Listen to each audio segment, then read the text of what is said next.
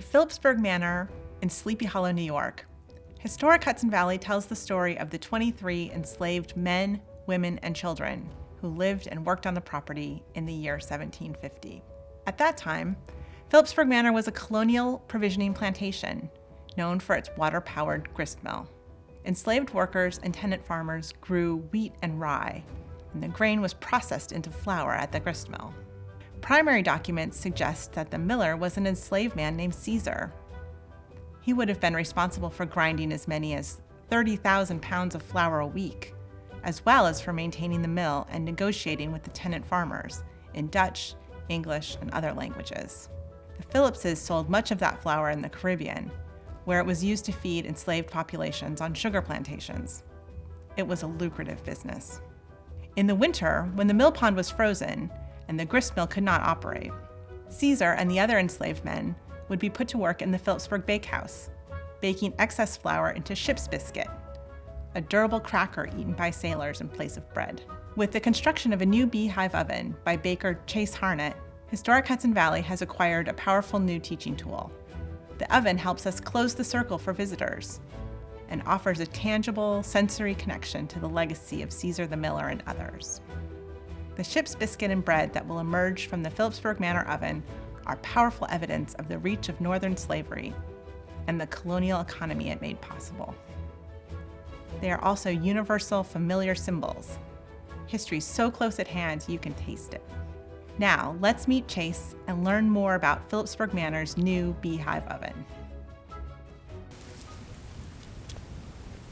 Ooh, it's getting nice and warm. Yeah. That's the idea, right? Gonna bake some bread. Definitely. Yeah. So Chase, this has been a multi-month process and we've all been keenly watching your progress here. Tell me a little bit about the process. So the intent of building this oven is to build a bread oven on this site that was accurate to what would have been present in the colonial era. So I thought instead of going to buy modern day bricks and fire brick, we would actually build our own bricks like they might have done back in the day. So what we had to do was go to the history books and find old clay deposit sites where they actually used to harvest bricks to ship down to Manhattan Island to build many of the buildings we see down there today.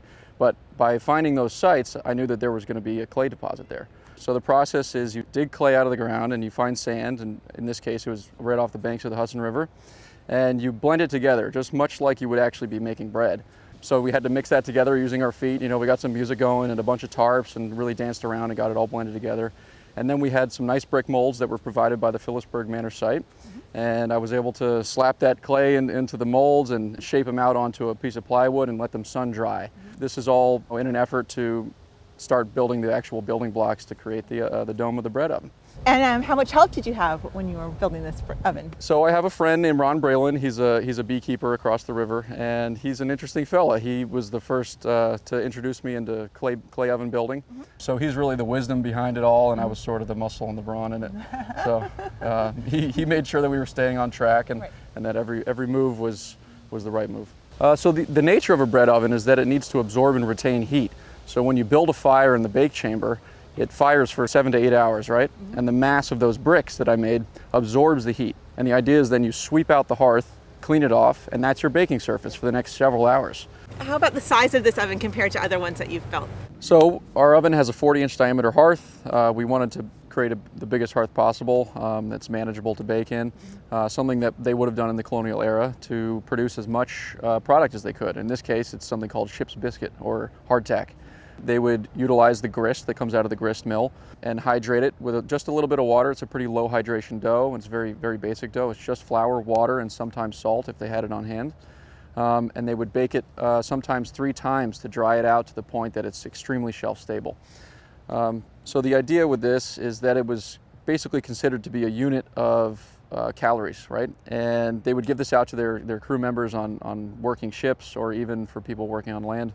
But this is just a good way to make sure and keep track of how much food each person's getting on board a ship or in a working crew. So Chase, will you walk us through the steps of how you make these ship's biscuits? Sure, yeah, it's very simple. I already prepared a little bit of dough. As I said, it was just a little easy blend of flour and water and a little bit of salt. So we're going to try to do this in the wind, although it's not in our favor today. You probably won't even need to use all of this dough. So I'm just going to split this in half You can see it's actually developing gluten already because it's been hydrated for a little while. So the process is literally just flattening it out, commonly done with a rolling pin, but in this case we're just going to use our hands. Get it as thin as possible. Very much like making pizza dough. Now I'm just going to roll over it with this nice hexagonal cookie cutter that I have. Just give it a nice little shape. And the last thing we need to do is poke holes in it.